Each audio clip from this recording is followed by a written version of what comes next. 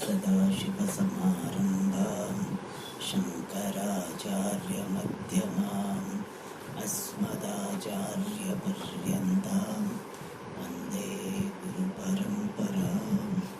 ॐ सहना भवतु सहनौ भुनक्तु सह वीर्यं करवावहै तेजस्विनावधीतमस्तु मा विद्विषावहै। ॐ शान्ति शान्ति शान्तिः। ॐ पार्थाय प्रतिबोधितां भगवता नारायणेन स्वयं व्यासेन ग्रथितां पुराणमुनिना मध्ये महाभारतम् अद्वैतामृतवर्षिणीं भगवतीम् अष्टादशाध्यायिनीम् अम्ब त्वामनुसन्दधामि भगवद्गीते भवद्वेषिणीम्। यं ब्रह्मा वरुणेन्द्ररुद्रमरुतः स्तुन्वन्ति दिव्यैस्तवैः वेदैः साङ्गपदक्रमोपनिषदैः गायन्ति यं सामगाः।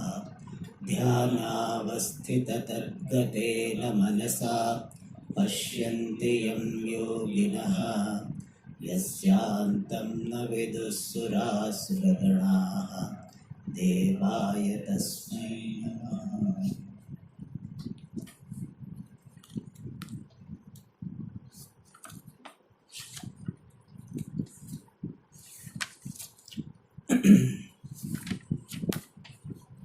नंबर 29 अथ द्वितीयोऽध्यायः। श्रीभगवानुवाच आश्चर्यवत् पश्यति कश्चिदेनम् आश्चर्यवद्वदति तथैव चान्यः आश्चर्यवच्चैनमन्यः शृणोति श्रुत्वाप्येनं वेद न चैव कश्चित्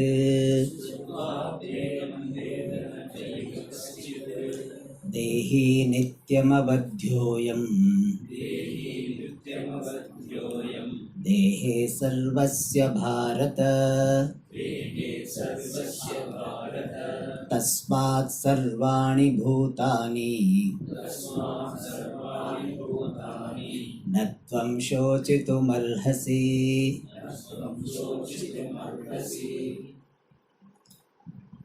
After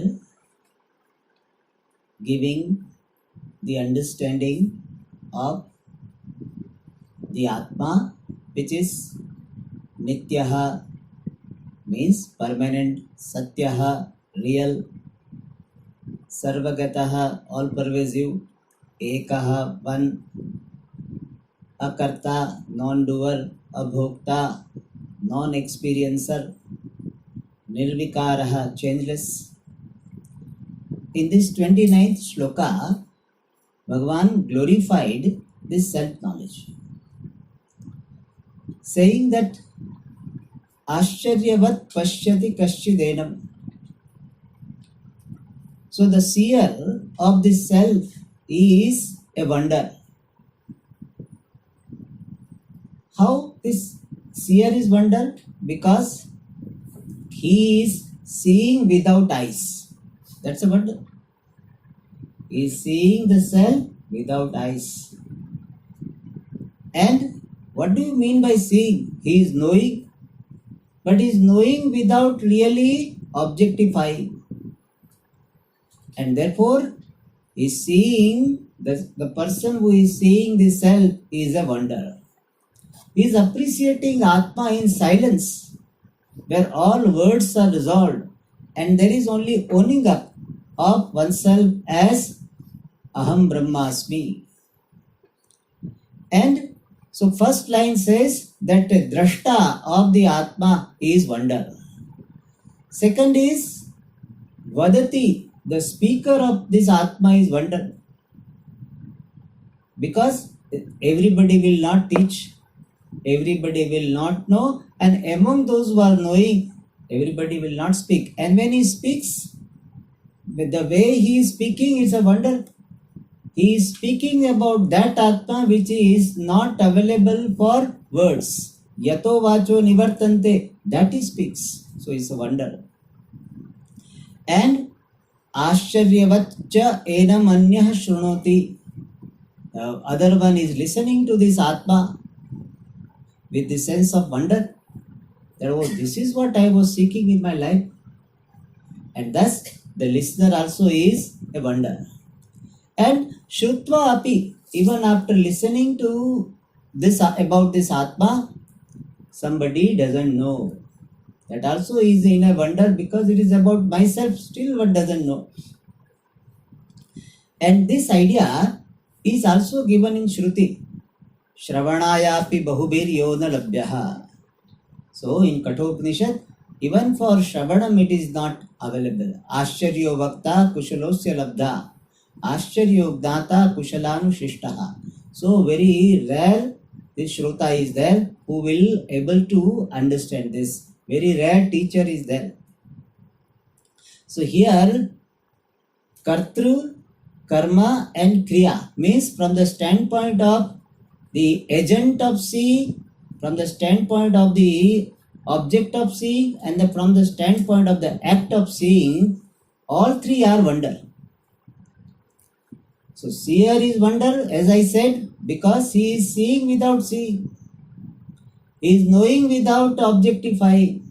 Therefore the Karta is wonder. Atma itself is wonder. Why? Because when a person listens to or appreciates this Atma, he will have this sense of wonder about this Atma. Oh, it is this Atma whom I was considering miserable. He is Ananda Swarupa, wonder. Whom I was considering very impure, he is Shuddha Swarupa. Whom I was considering bound, he is Nitya Mukta. So, the Atma which he appreciates also wonder. And the act of knowing also is wonder, because in this knowing, no new thing is known. Generally, when you know something, it is that thing which you did not know. Or at least some new object, new situation, new person. It is always new thing which will be knowing. Here you are knowing about the Atma which is known, evident all along. And therefore, it is the knowing about something which was already known, as it were. It was already known. Then what is the meaning of knowing about Atma? Really speaking, we are not knowing new Atma. Atma which is all the time available as I am. About this Atma, some misconceptions are there. Those misconceptions are knocked off, and that is called knowing Atma. So about self-evident self, some misconceptions are there. They are knocked off, and that is called knowing Atma. So this knowing is not like usual knowing, therefore also wonder. Another idea we saw that this shloka is conveying that knowing Paramatma or knowing Atma is a very rare thing to happen. In Bhagavad Gita itself, 7th chapter, Manushyanam sahasreshu kaschid yatati siddhai. Among thousands of people, only one will try. How many people attend Vedanta classes? Very, very, very few. And out of those who try, only few will attain. And therefore, this Atmak Dhanam is very rare.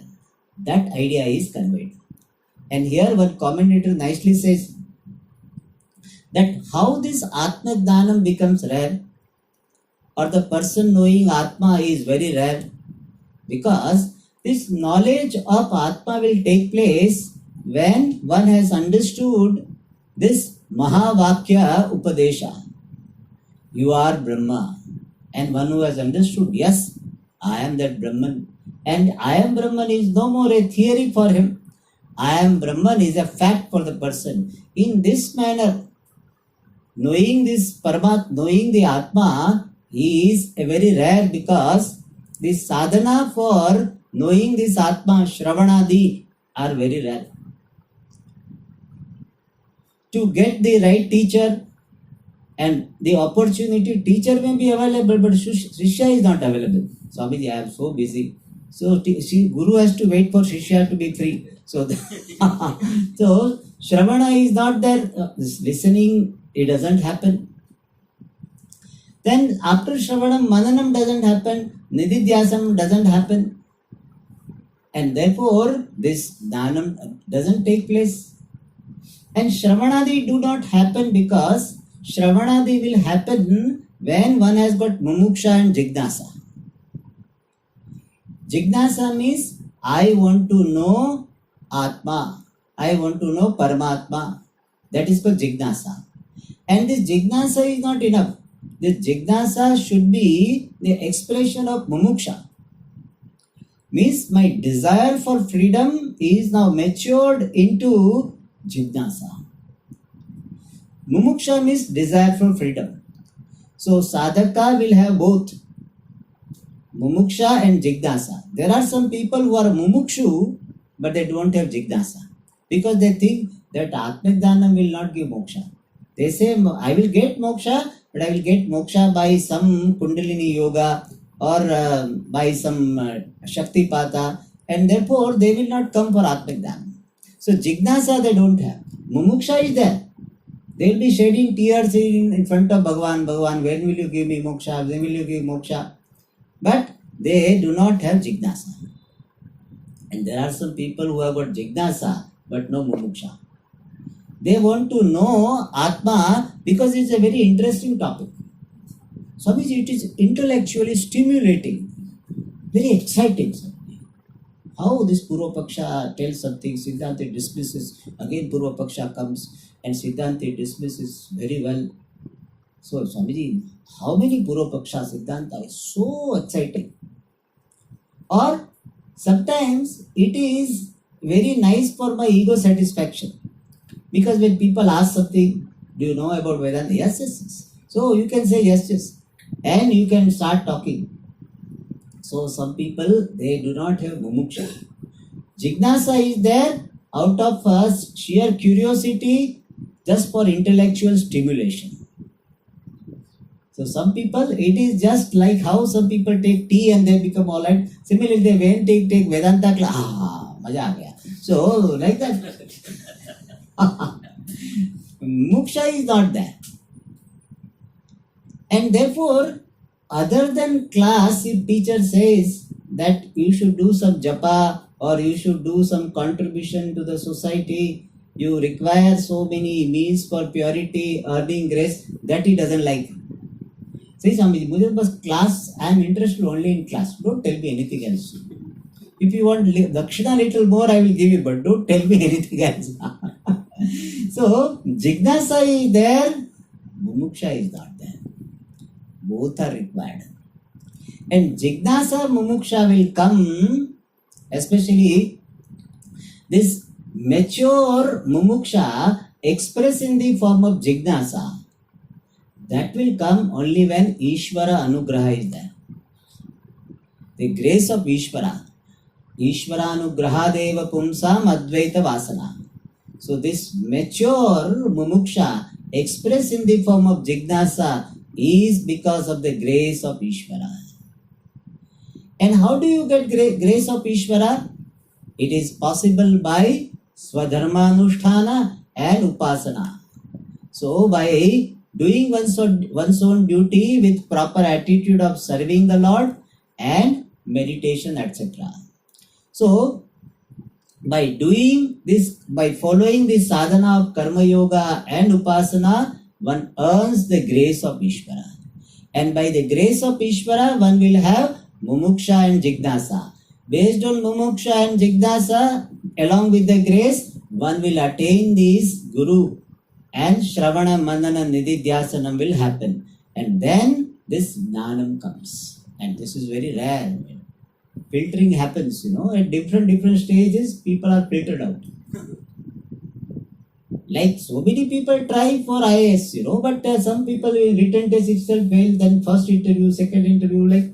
So slowly number will be reducing. Similarly here also at different levels filtering out happens, and therefore very rarely this person knows effectively I am Brahma. Therefore Ashcharya. So the rarity of the knowledge was talked about.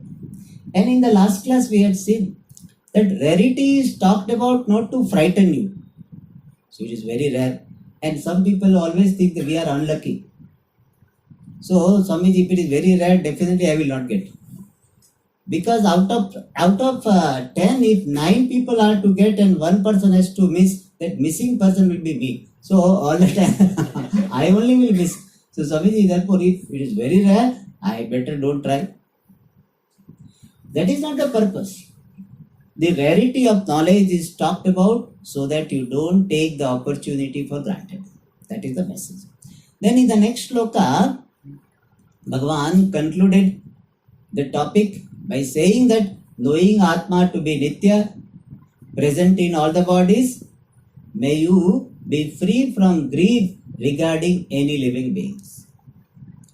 So he concluded the topic of self-knowledge saying that Atma Jnanam is the means for freedom, means for moksha, freedom from samsara. Why is it so?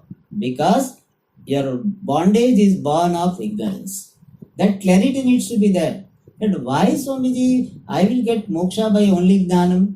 Because bondage is because of ignorance. And ignorance born mistakes. And what is the knowledge? We saw that knowledge. That Atma is Satyaha, Nirvikaraha, Akarta, Abhokta, Paripurnaha. I own up myself to be this.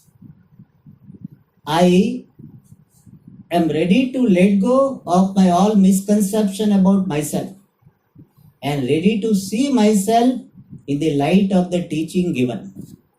And I discover this and own up this fact. Yes, I am Akarta, Abhokta, Nirvikara, Paripurna Atma. So I own up my limitlessness. I own up the limitlessness of the self. And another fact also is important. Another part of this moksha sadhana is important, and that is and accept the limitation of anatma. Both should happen. Own up the limitlessness of Atma and accept the limitation of anatma. Means I do not expect my body to be limitless. Means my body should not die or my relative's body should not die. That is not going to happen. Your body is not going to be perfect. Your sense organs are not going to be perfect. Your mind is not going to be perfect. So don't expect perfection at the level of the body, at the level of sense organs, or at the level of mind. Body is born and slowly it will be decaying. You cannot expect that my body will remain evergreen, no? Ever 16. It will not remain. It will become 16 one day and next day it will be start to 17. I am already 16, growing to be 17. Like they write in the indigo or some indigo they write. So it will become. It will be like this. So body will decay. Similarly, your mind also, your capacity to remember will be reduced. In course of time, it will be less. Many people, after coming to Vedanta, one big issue they have is, Swamiji, now I don't remember. When I was able to remember, I was moving all around, not Vedanta. And now I have come to Vedanta, I need to remember, I can't remember. Even Shanti Path, I have to look at the book, otherwise, I will commit mistakes. Sahana bhavatu, I say Bhadram Karnendri, like that. So Sahana bhavatu, Swastina Indro, Vruddhashava, like that it will happen. So that's why bookkeeping. And one good thing about Shanti Path in the class is everybody is chanting. So chances of getting caught will be less. So mind will be like this. You cannot be perfect in terms of memory. You cannot be even perfect in terms of grasping the thing the way you used to grasp in your younger age. It may take little longer. You may have to sometime read twice. It's okay. It is possible. And we accept. That is the fact about Anatma. So how I can own up my freedom? How can I be free from sorrow? This is the means. Accept the limitation of Anatma, own up the limitlessness of Atma. I am free. I am limitless, irrespective of the physical, emotional, sensory condition. This is the means for being free from shoka. So Bhagavan said, Dattvam shochitu marhasi. So with this, the topic of the self-knowledge was concluded. Now Bhagavan is changing the gear. He is now entering into the discussion from another angle. If you remember, long time ago, so we had seen that when we started the 11th shloka, we had seen that Bhagavan is going to address from three angles. One is Adhyatmika Drishti, second is Dharmika Drishti or Dharma Drishti, third is Laukika Drishti. Long time ago, when Raja Ramchandra ji was the king. So, it looks like that, no? Not so long time back, but it looks like that. So, three drishti. So, out of them, the first drishti, Adhyatmika Drishtya, the discussion was done. And what was the message given?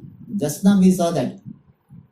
Arjuna, own up limitlessness of yourself and accept the limitation of Anatma. And Anatma includes not only body, mind, sense complex. Anatma includes my son, daughter, spouse, neighbors, prime minister, all ministers, corrupt and non-corrupt, all. So Anatma includes all. People say, Swamiji, I have no problem. As myself, I am Brahman, no problem. Only my son, Swamiji. Only my son problem. If my son is not there, I will get moksha. So, something like that. So people think that Swamiji, body, you said body, mind, sense, complex, limitation. I have accepted, Swamiji. Only problem is this. My son, my daughter, or my spouse, whatever. Different people have different problems. Some students will say, Swami, my Guruji was problem. And some Guruji also will say, immature Guru will say, only my Shishyas are problem. Everything is okay. So, we always, find out one reason to be unhappy, as it were. This is the characteristic of a samsari. Samsari will always find out the reason to be unhappy.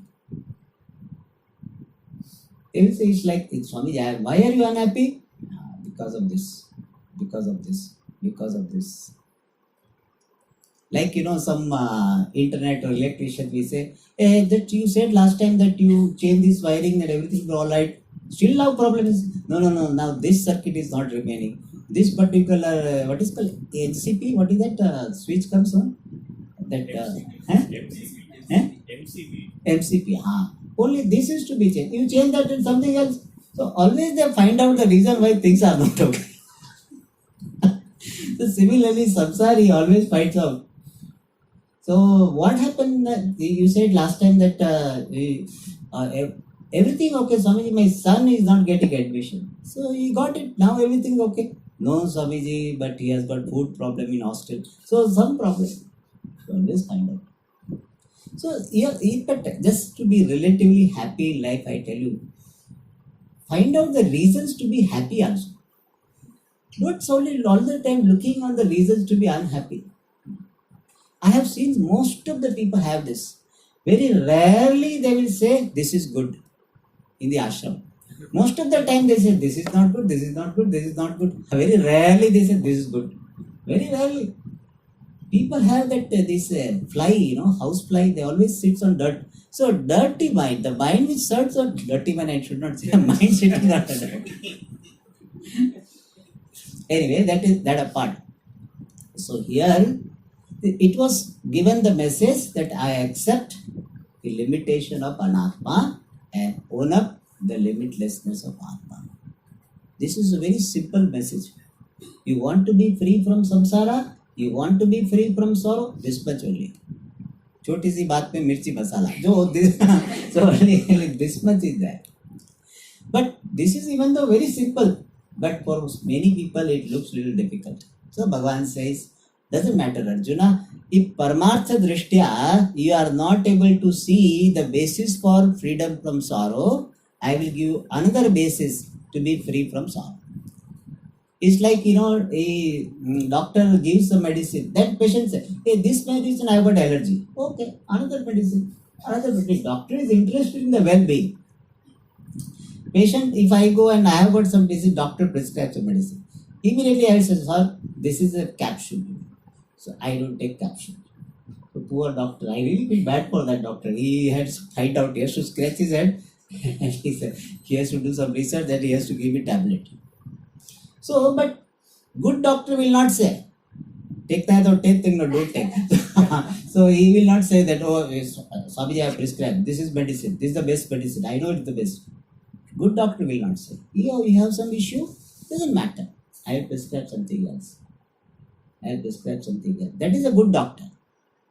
No, he will insist on some medicine because getting commission for that. So he will insist. That is not a good doctor. Not all doctors, some doctors.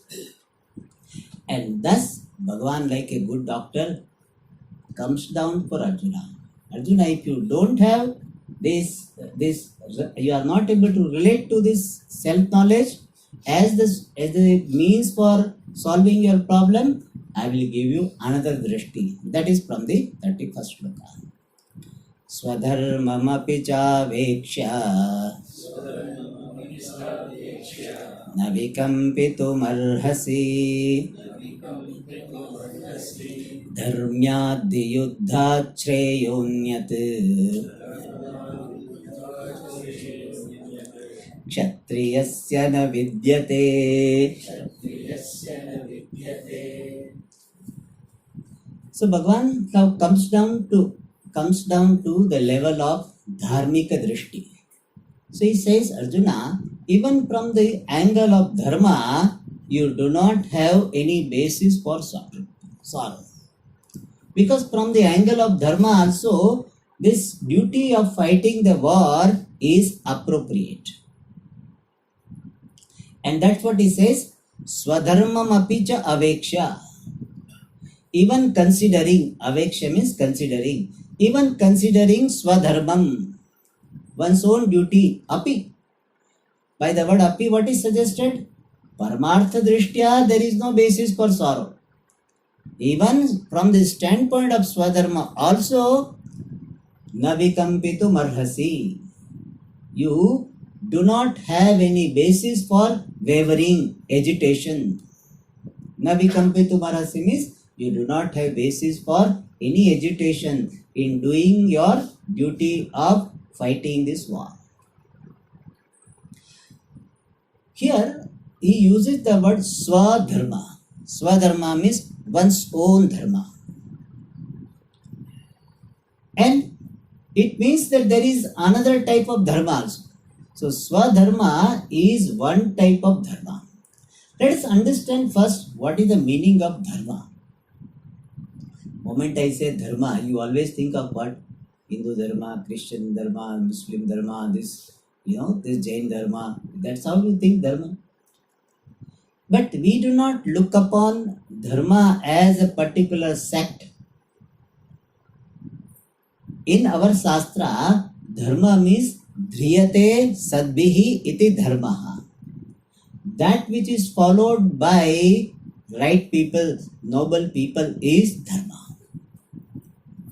Or dharayate sarvan iti dharmaha. Dharma is that because of which the whole world is sustained. So when most of the people follow dharma, then the world is sustained. Any system sustains well. It continues only when the people who are involved in the system more or less are following dharma. Therefore, dharma is that which is followed by right people, intelligent people, good people. And dharma is that which sustains the whole universe. And generally, dharma, we include three aspects. One is duties, other is attitude, third is values. So dharma in a larger sense has got these three aspects. Duties. In fact, duty is the main meaning of the word dharma. And second is this values, truthfulness, etc. And attitude, reverential attitude towards the world. Worshipping the Lord through the action, attitude towards my action. This is called attitude. This is called bhavana in Sanskrit. So dharma has got three aspects: kartavya, duty, values, the Devi Sampat, good qualities, and third is bhavana, attitude. And generally, we focus on, when we talk about dharma, mainly here, it is focused on the duties. So here dharma is in the sense of duties. And these duties are of two types. One is called Samanya Dharma, other is called Vishesha Dharma. Samanya Dharma means universal duties. Universal duties and values to be followed. That is called Samanya Dharma. General duties, universal duties, everybody is supposed to follow. And Vishesha Dharma means specific duties. Means the duty based on your specific role in the setup, in the society, in the family. You have always a role. Everybody plays a role. Even though you may not be called an actor or you are not paid for your role, but everybody is an actor. Now also you are an actor. You are actor, I am also actor. So both of us are actor. You are playing the role of a listener, student. I am playing the role of a teacher. And as a teacher, when I am playing the role of a teacher, I have certain duties. What is the duty? I should teach something which makes sense to you, which is useful to you. If I teach something which is not going to be useful, tadavinnasya tadavinna vinnatvam, if I say something like this, what will you understand? And nothing you will understand.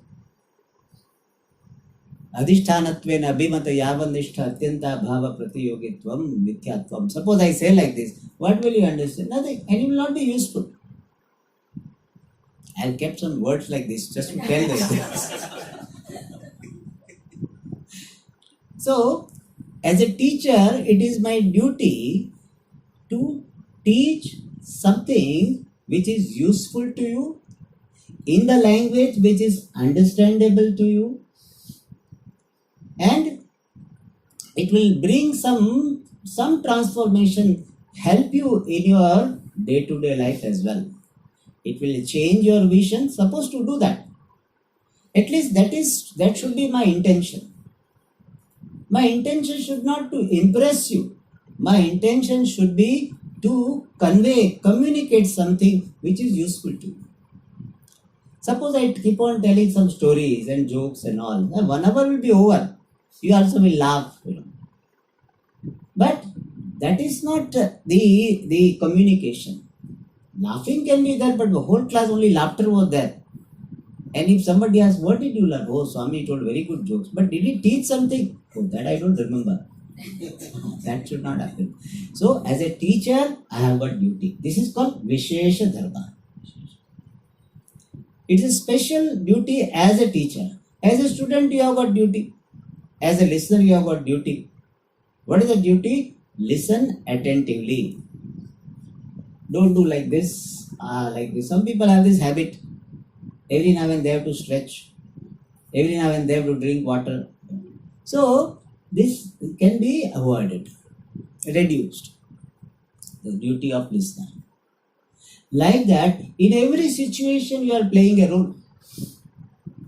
You have a role of a citizenship, you have a role of a father, mother, brother, sister, son, daughter. So that is called specific role, and specific role has got specific script. That is called Vishesha Dharma. So Vishesha Dharma means following the script of the role you are playing. Vishesha Dharma. Samanya Dharma means what? General duties and values. Like what? Not hurting anyone, not manipulating with anyone, speaking the truth. These are what? General duties. Samanya Dharma. And Vishesha Dharma is the specific duty based on the role you are playing. In olden days, we used to have this Vishesha Dharma based on the class the person belonged to.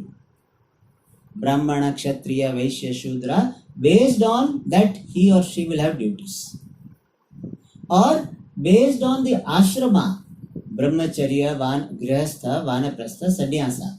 Based on the Varna, class, based on the ashrama, some specific duties were there. They are called Vishesha Dharma.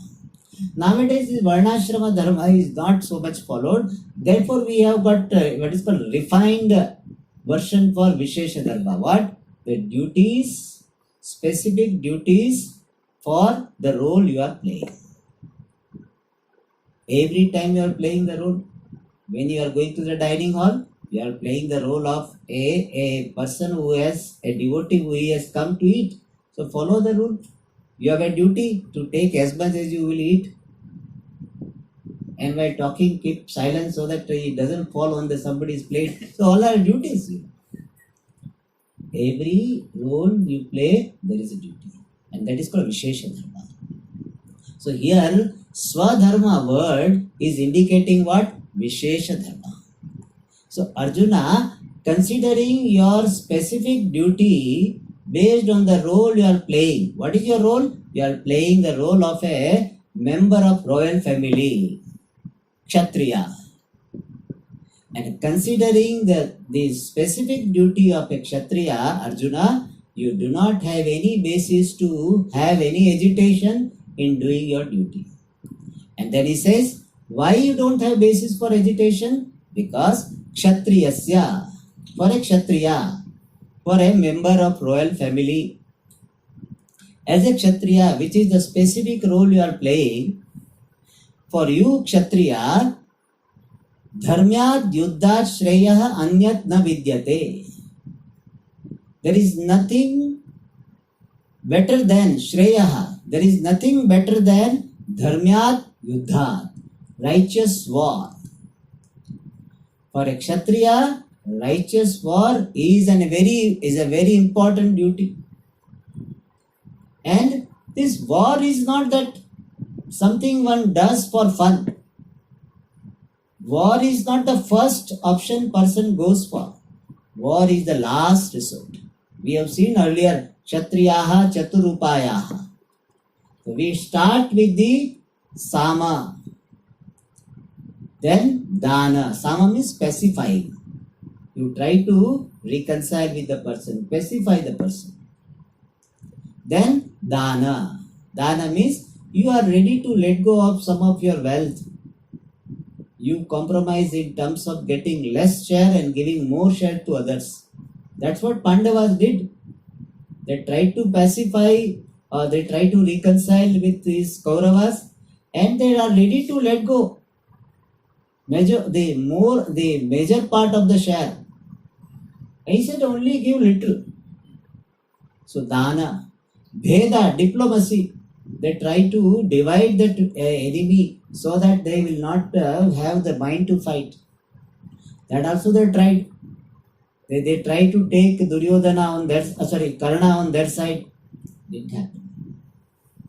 And all these non-violent means are failed.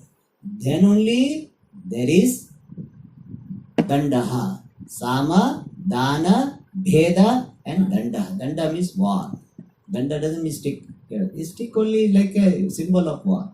So war. So Pandavas had tried and it didn't work. And now this war, this fighting is not for getting the land. Fighting is meant for the protection of dharma. Otherwise, wrong people, if they are allowed unpunished, then they will do further wrong things and others also will do it. Not only they will cause some harm, they will be setting a wrong example. That is a big thing. So if police allows one person to go, then other person is waiting outside. Say, you allowed him, so me also you allow. So there will be chaos. And therefore, dharma needs to be protected. And the war which is fought for the protection of dharma is called dharmya yuddha, righteous war. And righteous war is considered to be one of the most important duties of a kshatriya because it involves the sacrifice of oneself. It involves the possibility of giving up one's own life. And where tyaga is more, righteous tyaga is more, then the greatness of the duty is more. And therefore, for Arjuna, for a kshatriya, which is the role you are playing, there is nothing greater than this dharmya yuddha. And therefore, Arjuna, from the standpoint of dharma also, there is no basis for agitation, no basis for sorrow. And whenever we talk about this war, people say that Bhagavad Gita is teaching us to fight. One person really told, he said, I was thinking whether to file a case against that person or not. I was thinking. And that he said, after reading Bhagavad Gita, I decided to file a case. He said, in a way, it is a good thing also, it may be. But we should not think that Bhagavad Gita is asking us to fight.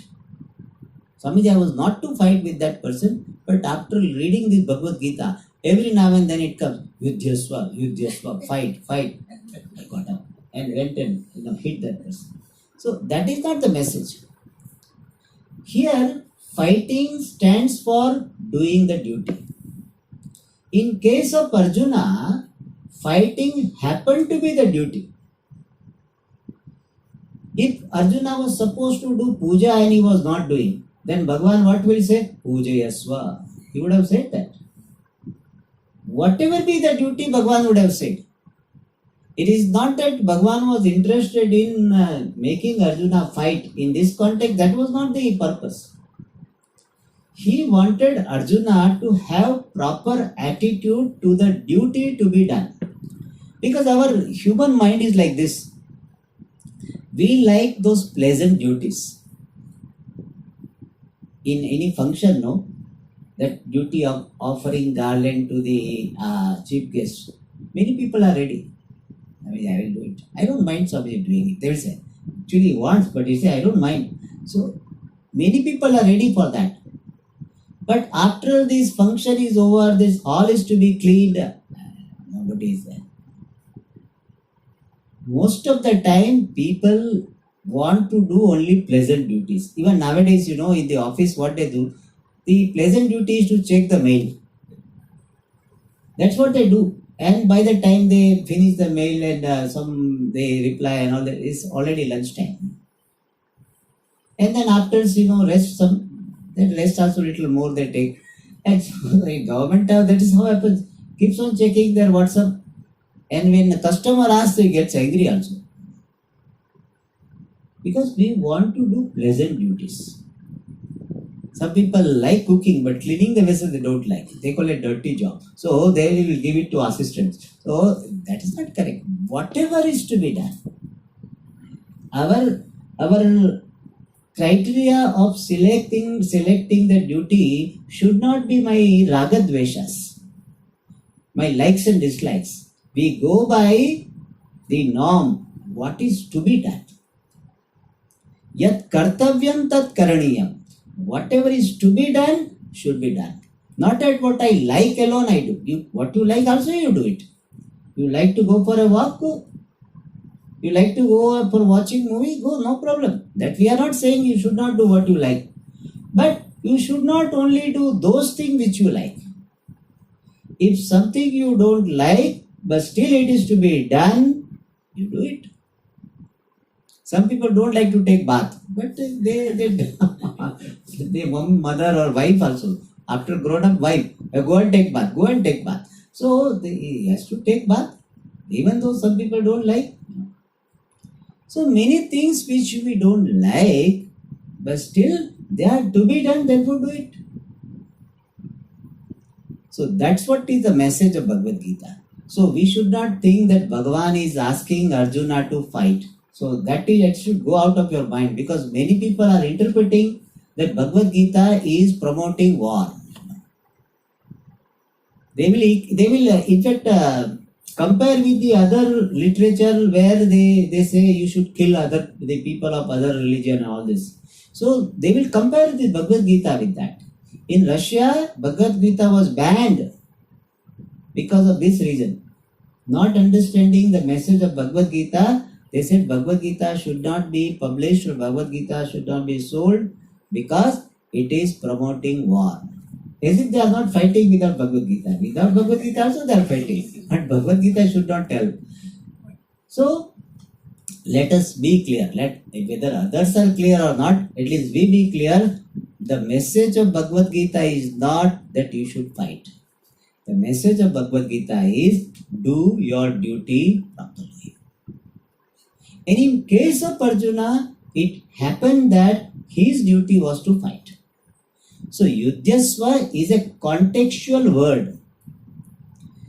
When we generalize it, what should we say? Kartavyam kuru. Kartavyam kuru. Do your duty. That is the message. And so Bhagavan says, Dharmyardi yuddhat, compared to the righteous war, or compared to one's own duty, there is nothing better than that. For your emotional growth, doing the duty is very important. Because emotional growth means maturity. Maturity means management of one's own likes and dislikes. What is maturity? I am not governed, overpowered, overwhelmed by my likes and dislikes. That is called maturity. And that maturity comes when I learn to do my duties, whether it is pleasant or unpleasant. See, nowadays the children, they become a little more cranky. And why? One reason is this, that children are not what is called motivated to do what is to be done. Children are allowed to do whatever they like. When we were small, I think most of us, whatever comes to the plate, we were supposed to eat. Not that, that mom said, I will make something else. That was not the luxury we had. Whatever mother gives, we eat. Mother will say, eat this. In fact, what we don't like, he will force us to eat. Oh, you have to finish. I am sitting here. Eat this. Karela you don't like. Why? Eat. That is what the training given. Whereas I say, oh, you don't like Karela, my dear, honey. So I will get you this. Potato chips. A1. So that is a wrong culture. Pujya Swami used to say that this is how, that's why we are not able to handle challenges in life. This now youngsters, you hear so many suicide and all this. Why? Divorce, why? Because they are not toughened. Tough glass, toughened glass. So similarly, we have to be toughened. We were not. This young generation is not.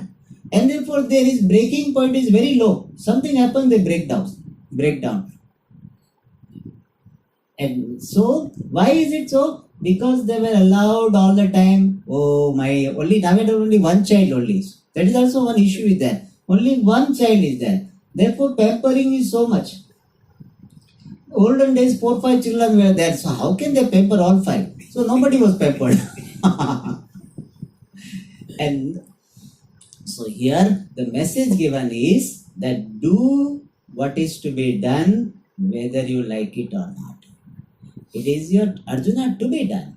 Therefore, it is the best thing for your growth. That alone will give emotional maturity. And maturity means management of likes and dislikes. Not getting overpowered by likes and dislikes. And for that, this is the attitude.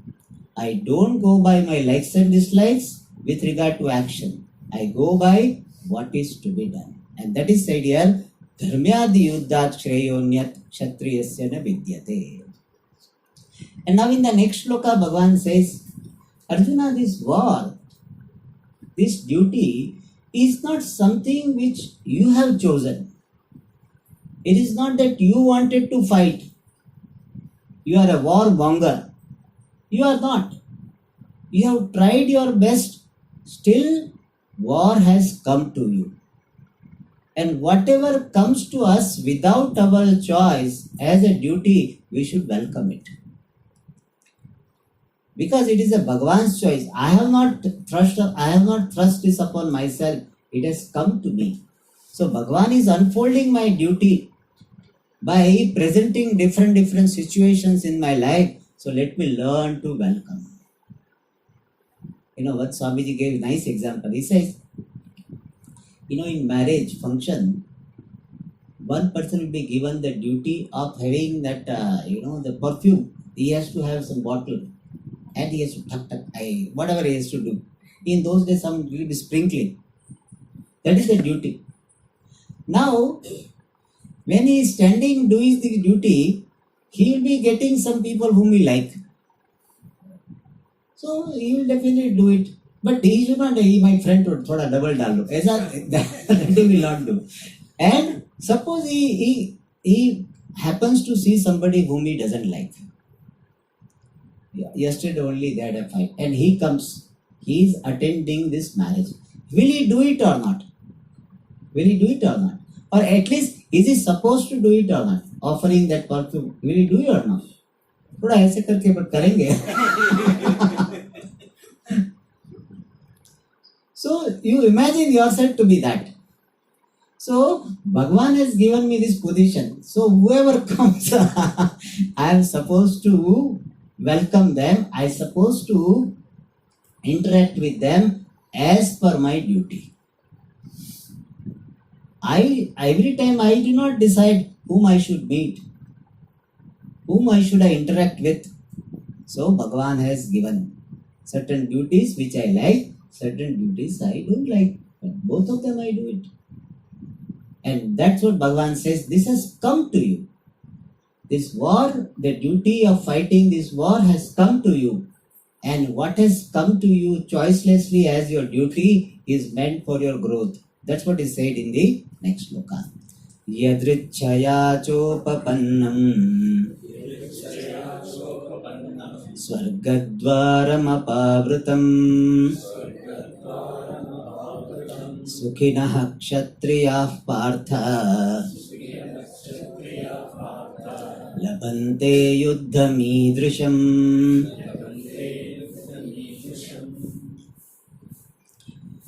So Bhagavan says,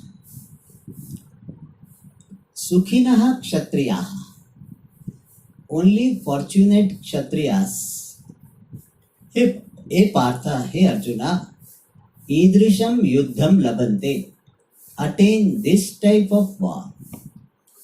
This type of war means what? The war which is yadrichaya upapannam. Upapannam means which has come, attained. How? Yadrichaya, by chance.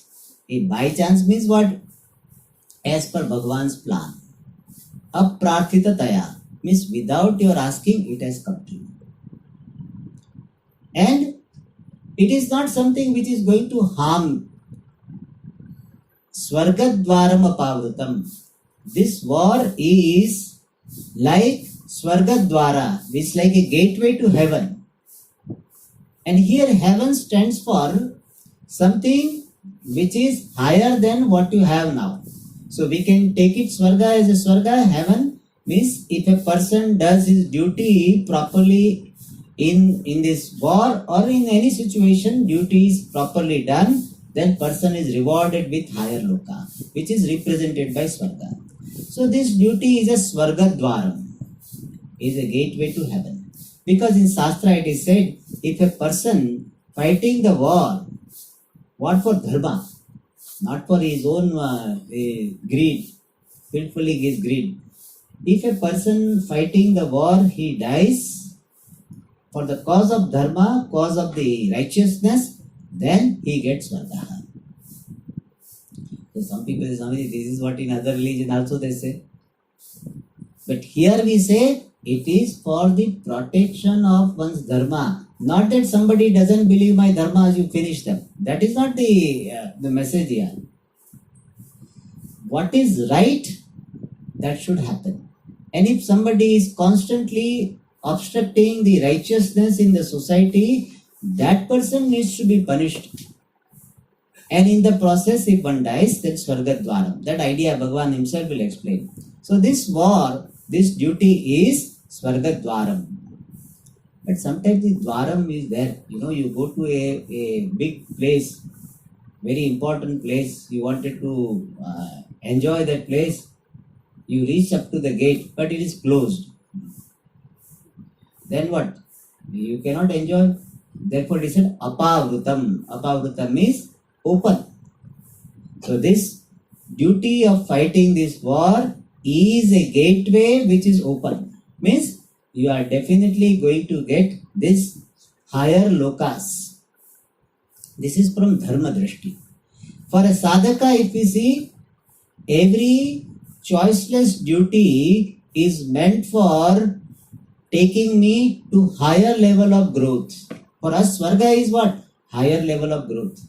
For a sadhaka who is not interested in higher lokas, for that sadhaka, what is this Swarga? Or like Swarga is higher level of growth. Every choiceless duty is a means for attaining higher level of growth. And therefore, we don't run away.